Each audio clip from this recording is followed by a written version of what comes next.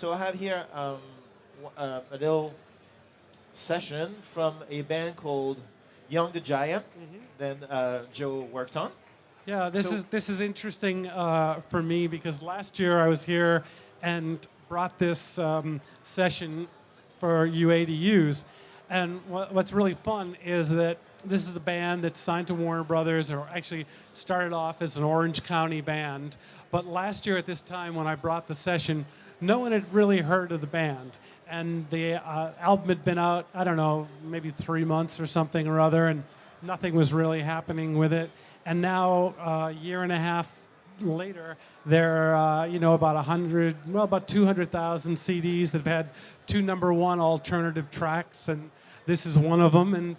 And the UA plugins were used all over the album on vocal tracks, background vocal tracks. Background vocal tracks is something that I love the plugins on because I can spread them across 20 tracks of background vocals, and where you can't really do that with hardware stuff, where I've only got 2 LA3As and 1 LA2A.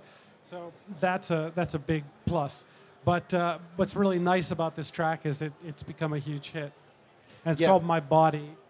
It sounds bananas. So what we're going to do is we're going to play the track. What I have in this session, as you can see up there, is I have the TV mix, which is basically all the music with no lead vocal. And right under it, I have the lead vocal separate. And you can see here there's plugins inserted. So I'm going to play the music so you get a vibe for it. And then I'm going to ask Joe, why the hell are you doing what you're doing with those plugins? Fair enough?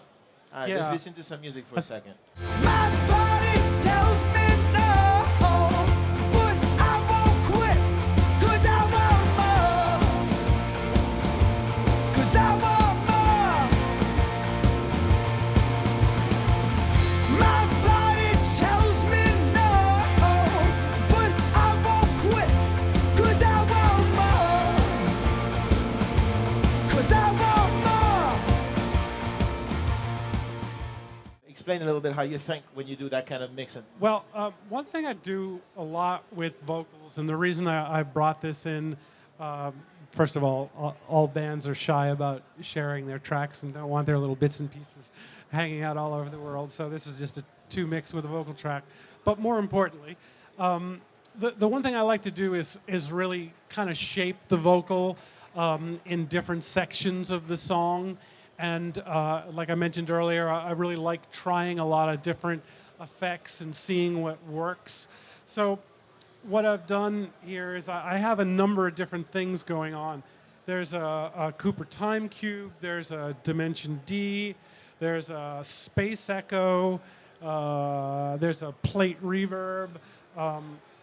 I love old plate reverbs.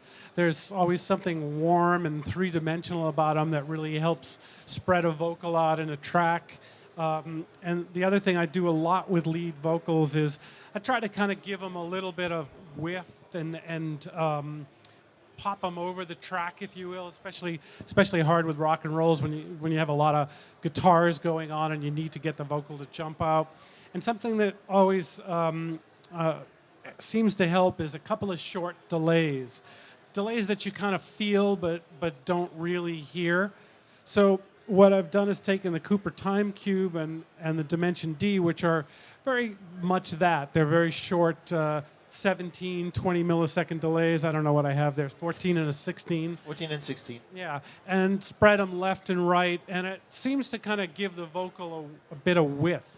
So yeah. Should I play this? Yeah, so maybe we can solo the vocal for a crack and let him hear with the Dimension D versus the Cooper, and see what it's doing to the vocal. So first with Down to the station where you lived when we were school kids. I'll play it again. So this is with the Cooper time cube on. Listen to the space around the vocal. Hey, the rails are caught now, and I am falling down, fools in a spiral. And without. Hey, the rails are caught now, Sounds a bit and I bland. am falling down. So for those of you who don't hear it, don't feel bad. When he says, hey, listen to the tail of the word hey. Okay, just listen, focus on that, the tail of the word hey. Maybe we can even crank the Cooper up to hear what it's really That's doing. a tremendous idea. Let me do that. Here's the level. Here you go. Listen to the tail of the word hey, for example. Hey, hey, And this is without. hey. Much The drier. rails are caught now, and I am falling down, fools in a spiral. Again, with Hey, the rails are, and without. hey, the rails are caught. Quite lackluster. Yeah. What else can we show? We can show the Dimension D, which is a very similar box in that it's a few short delays that all kind of interact, and it's almost like a kind of crazy chorus.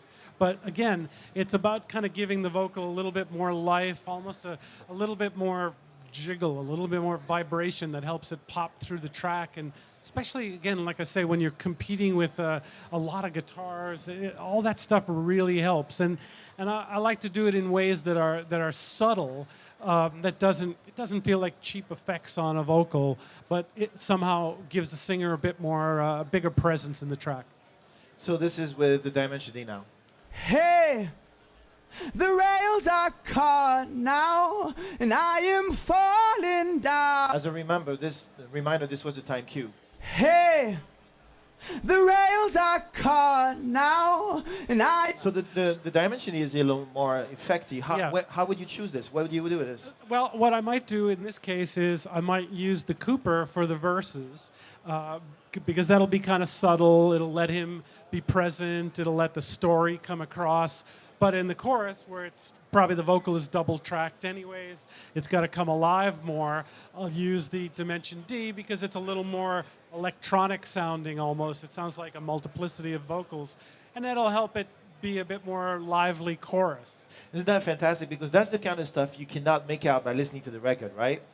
So when you listen to a record like this for hours trying to figure out how he does it, you just found out. I love the idea of changing effects from section to section. I think it's fun stuff to do, plus it makes it very special. What else would you like to show? The other thing we have on here, we have the plate that, like I mentioned, that'll give some width and also give some warmth. You know, if you have singers that are just kind of thin-voiced and no matter what you do with microphone or compressor and you just can't get enough kind of chest in the vocal, a plate set short really, really helps that. It kind of, plates traditionally have a lot of kind of warm, lower mid-range, and the reflections kind of move around and change a little bit depending on how hard the plate's being hit. So the plate alone will give a singer a bit more depth and size. All right, let's listen to that. So this is the vocal dry with no plate. Hey, the rails are caught now, and I am falling down. And with? Hey, the rails are caught now, and I am falling down, fool. Maybe we should listen to this in the track. I was just going to say, you might go, oh, wow, big deal. It sounds like reverb. But the question is, when you hear it in the track, chances are you won't even notice the reverb at all. But instantly, he just sounds bigger. And Samir is a great singer. It's not a matter of weakness in the singer. This is a matter of just enhancing and like I say, more importantly, giving him a sound and a character that's appropriate for the song. So here's the vocal with the time cube and the EMT 140 in the track. Stop, the train is riding down to the station where you lived when we were school kids. Now here's how it feels without the plate. Stop, the train is riding down to the station where you live. Pretty cold, you know, pretty empty. And it it's a feels- very subtle thing. I like the difference on the expansive with an A, expansive with an A. Let's play with the reverb again. So first without. Stop, the train is riding down to the station where you. This is with. Stop, the train is riding down to the station. And chances are that, you know, if you heard it on the radio or in this setting and weren't really paying attention to the technical details of it, he'd never even think there was reverb on his vocal, you know? And to be honest, probably This is too much. this is maybe a crack too much, Yeah. or maybe even too bright. I might even roll the top end off the reverb at times. Why don't we do that? So we have the EQ right here. It's off. Where do you want to set it? So I'm going to turn it on and solo it for you, so these We guys can just really hear it. back the 8K, 5K Okay. down a little bit. Okay, let's try this. So this is the way it was up till now. Stop, the train is riding. And this is with the EQ on, making the reverb, just the reverb, darker, not the vocal, just the reverb. Stop, the train is riding down to the station. Yeah, so you can see like his attacks and consonants aren't so colored anymore, but there's still some width and depth to his vocal. And in the track, it sounds like this. Stop, the train is riding down to the station. So that's probably more realistic in terms of what it would be in the final mix, where he still has the attack. The attack isn't smeared by the reverb, but there's definitely some weight and width to it. I think that something that I hope you guys got this because it's pretty crucial. The way Joe likes, amongst other ways, to actually bring a vocal up in front of a very thick track with a lot of guitars is not necessarily with compression or not necessarily with level, but putting a delay on that. Did you guys heard that? Just putting space around the track lets the vocal pop forward on a very thick track. Yeah, it's pretty funny in that just a couple of delays, you know, and again, same thing with the delays. I probably roll the top end off them. That can make a vocal louder, and if you do it right, you don't even know that there's delay on there. So all of a sudden, now you don't have to compress the hell out of the vocal. The vocal can still sound natural, although, quite frankly, this is probably compressed to hell anyways. But there's, in fact, I think there's some treatment on the vocal. I can't remember, this particular vocal I think was recorded on a Sony C37A microphone and I'm going to say it was an LA3A limiter and a Neve preamp.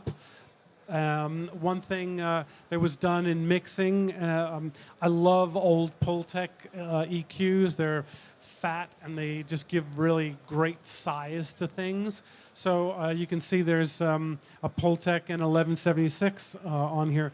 A lot of times what I do with compressors is that I won't use the same compressor twice. I'll find compressors that complement each other. So I might use just a tad of compression from an LA2A or 3A, and then a tad of different type of compression from an 1176 or a distressor or whatever it is. I just find the two that kind of work together. You know, you get them to work so that when one is starting to release, the other kicks in, and they end up kind of very subtly working together, and they make the vocal breathe a little bit more. But That's pretty fantastic information. Thank you giving so away very all my much. tricks today. So this is Joe Chiccarelli. Ladies and gentlemen, please. That's pretty amazing.